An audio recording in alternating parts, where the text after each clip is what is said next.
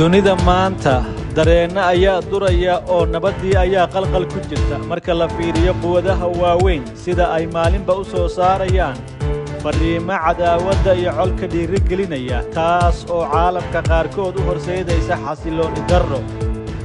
isbaahaysiga neeto waxa uu dhowaanahan noqonayay gabaad dowladaha qaar u arkaan badqabka bulshooyinkooda waxaana xubno ka ah dowlado dhowr ah NATO waa isbahaysi militari oo dowladeed oo ka dhaxeeya 30 dowladood oo xubno ka ah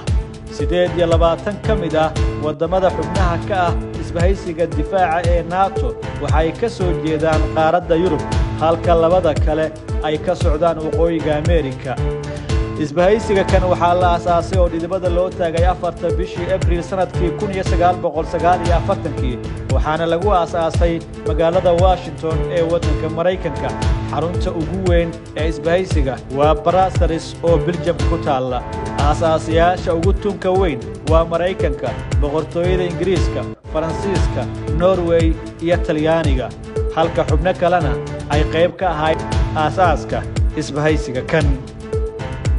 Turkiga ayaa ku dhawaaqay inuu diyaar u yahay inuu jawaab ka bixiyo haddii weerar lagu qaado xulafada NATO wasiirka amuraha dibadda ee Jamhuuriyadda Turkiga ayaa sheegay in NATO ay si degdeg ah uga jawaabi doonto haddii la weeraro mid ka mid ah xubnaha isbahaysiga waqooyiga Atlantic sida laga soo xigtay wasiirka amuraha dibadda Turkigu ma doonayo inuu galo colaad laakiin wuxuu diyaar u yahay inuu si buuxda u guto waajibaadka ka saaran badqabka iyo badbaadada xulafada NATO wasiirka arrimaha dibadda Turkiga ayaa ka jawaabay su'aalo ay weydiiyeen suxufiyiinta xilli uu ku sii jeeday gurigiisa oo booqasho ku joogay Venezuela taas oo ahayd booqashadiisii ugu dambeysay ee uu ku marayo Latin America markii wax laga weydiiyay saadka NATO wasiirka waxa uu ku jawaabay mowqifka NATO waa cad yahay ma gali doono iska horimaad gudaha Ukraine laakiin haddii ay jirto xitaa weerarka ugu yar ee xulafada waxaan ku siin doonaa jawaabta lagama maarmaanka ah ee ku habboon markaas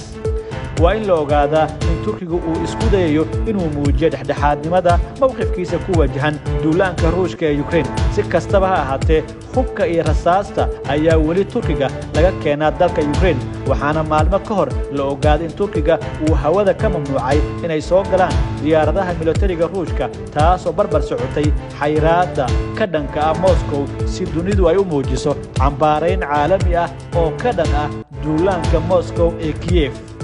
sida muuqata dunidu way soo taraysaa iyagoo qeexaya mowqifkooda barbar istaag iyo hiilada muuqda ee Kiev walow Kiev ay markii hore kali ku noqotay dagaalka uu ku soo qaaday waddanka Ruushka Moscow wali hadafkeeda ma gaarin balse waxay la kulmaysaa fariimo aysan jeclaysan talaabooyin aan dhiirigelin iyo isku dayo ka hor istaagi karaya gaaritaanka yoolasheeda duulaan weerar ee Kiev